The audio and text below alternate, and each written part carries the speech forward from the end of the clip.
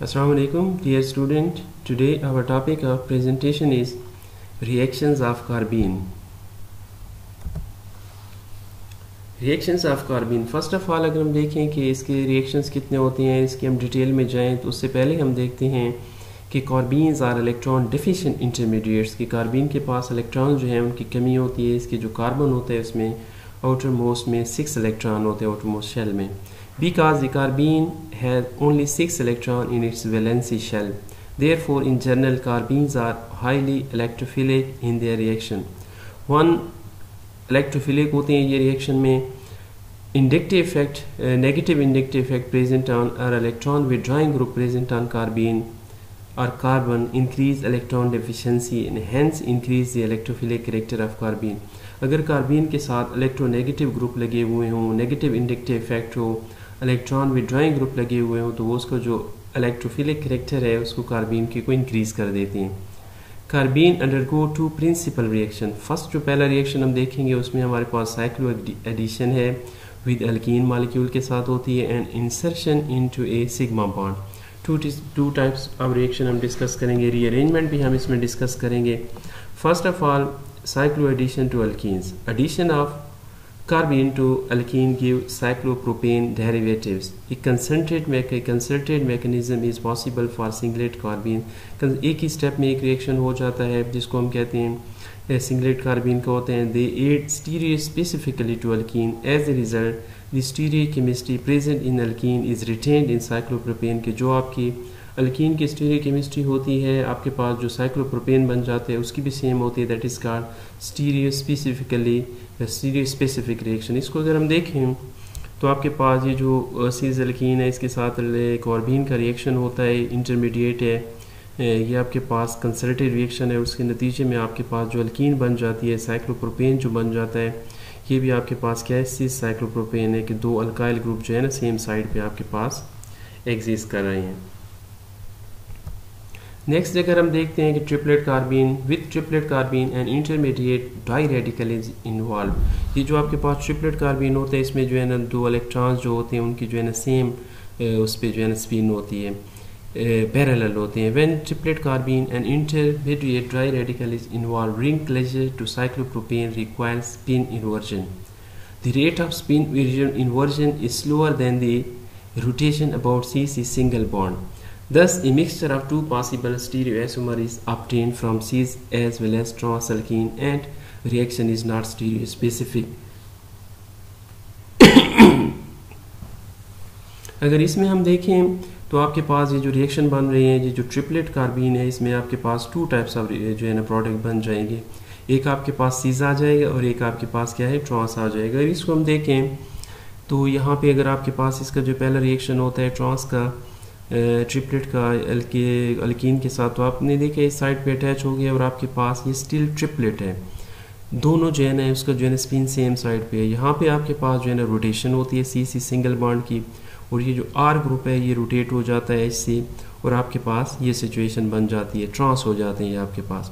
यहाँ पे spin inversion होती है, ये जो इलेक्ट्रॉन है अपनी स्पिन को इन्वर्ट कर देता है और आपके पास जब रिंग क्लोजर होती है तो आपके पास सिस की बजाय ट्रांस प्रोडक्ट आ जाता है। सिमिलरली इन नेक्स्ट स्टेप में अगर आपके पास स्पिन इन्वर्जन होती है यहाँ पे जो है ना आपके पास C बॉन्ड रोटेशन अगर पॉसिबल ना हो, C बॉन्ड रोटेशन अगर ना हो, सिर्फ स्पिन इन्वर्जन होती है और उसके बाद आपके पास रिंग क्लोजर होता है, तो यहाँ पे हम देखते हैं कि आपके पास जो ट्रिपलेट कार्बीन है वहाँ पे आपके पास सीज साइक्लोप्रोपेन बन गया है। तो जो आपके पास ट्रिपलेट कार्बीन होती है वहाँ पे दो पॉसिबिलिटीज़ होती हैं कि स्पिन इन्वर्जन भी होती है और rotation about C single bond भी होती है। जब आपके पास रोटेशन C सिंगल बॉन्ड की और स्पिन इन्वर्जन दोनों पॉसिबल हो जाती हैं तो आपके पास ट्रांस प्रोडक्ट बन जाता है। सिमिलरली और अगर आपके पास सिंगल जो है ना स्पिन इन्वर्जन हो और C रोटेशन ना हो तो आपके पास जो सेम प्रोडक्ट जो स्टीरियोकेमिस्ट्री अल्कीन की होती है वही स्टीरियोकेमिस्ट्री आपकी प्रोडक्ट में भी आ जाती है, जैसे कि यहाँ पे आपके पास सीज साइक्लोप्रोपेन बन गया है। दस अगर हम देखते हैं ट्रिपलेट कार्बीन, तो ट्रिपलेट कार्बीन के हमारे पास टू प्रोडक्ट बन जाते हैं। ये आपके पास से पहला जो प्रोडक्ट बना है ये सीज प्रोडक्ट है और सेकंड प्रोडक्ट आपके पास क्या है, ट्रांस प्रोडक्ट बन। यहाँ पे बॉन्ड है, ये जो है रिंग बन गया है cyclopropane.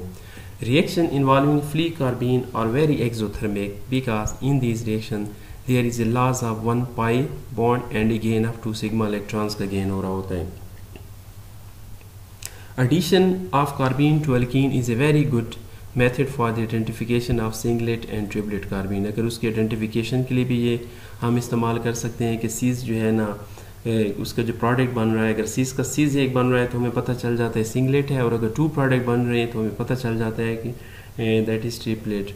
The addition of carbene to is a very good method for the identification of singlet and triplet carbene. For example, when cis-2-butene is heated with CH2N2, cis-1,2-dimethyl cyclopropane is formed, and this show the thermal decomposition of diazomethane gives singlet carbene. अगर यहाँ पे हम देखें तो ये हमारे singlet carbene देता है हीट की मौजूदगी में, और आपके पास ये जो प्रोडक्ट बन रहा है सीज प्रोडक्ट आपके पास जो है ना बन रहा है. Similarly, it has been proved that the photolytic decomposition of diazomethane in the absence of inert gas also gives singlet carbene. यहाँ पे भी अगर हम देखते हैं तो यहाँ पे भी आपके पास singlet carbene बनती है, और आपके पास जो प्रोडक्ट बन रहा है साइक्लोप्रोपेन, और वो सीज ट्रांसफॉर्म सीज जो आपके पास ये ट्रांस था तो आपके पास उसी ट्रांसफॉर्म में ही प्रोडक्ट बना है.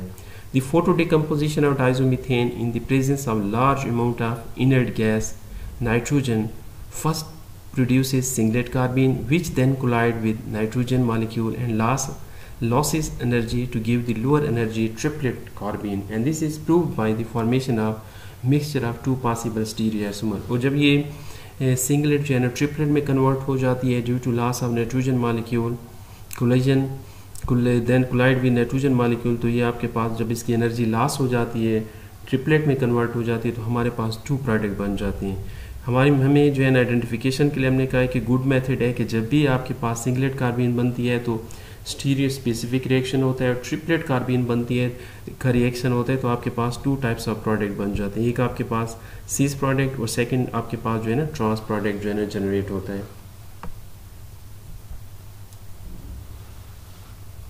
इंसर्शन टू सिग्मा बॉन्ड, ये भी बहुत अल्कीन के बहुत इंपॉर्टेंट रिएक्शन है जो अल्कीन परफॉर्म करती है, कार्बीन परफॉर्म करती है. Carbene undergo inter and intramolecular insertion into CH bond. For example अगर हम देखते हैं ये आपके पास इथेन है तो इसका रिएक्शन ये डबल बॉन्ड यहाँ पे शिफ्ट होते हैं और ये हाइड्रोजन अल्कीन के साथ मिल के आपको जो है ना प्रोपेन जनरेट कर देता है.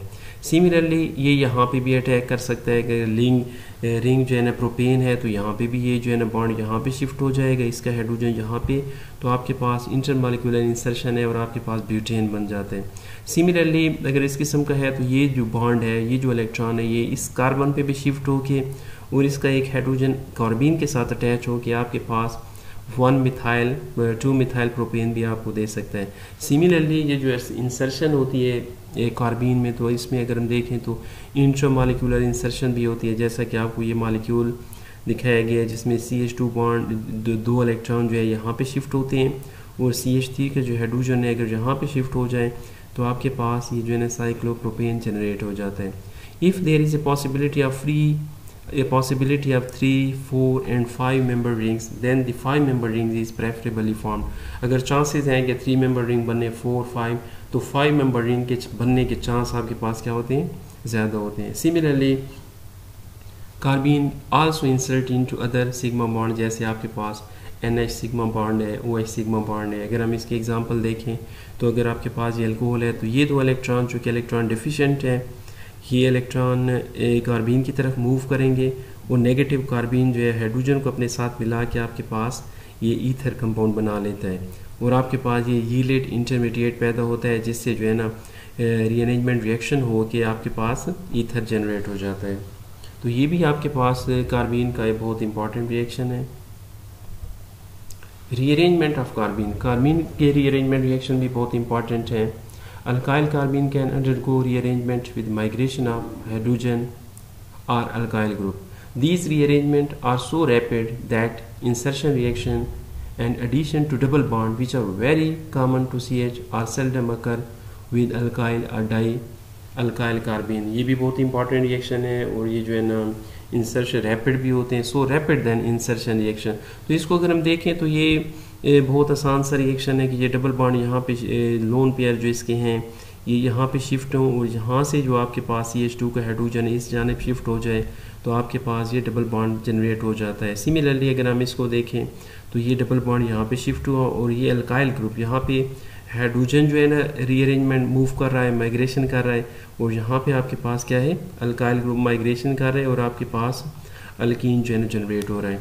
In this rearrangement migratory power of the group is decreasing order is, सबसे पहले जो है ना हाइड्रोजन में होती है सबसे ज़्यादा, उसके बाद अराइल ग्रुप है और उसके बाद आपके पास क्या है, अल्काइल ग्रुप है जिसमें जो है ना माइग्रेशन पॉसिबल हो सकती है।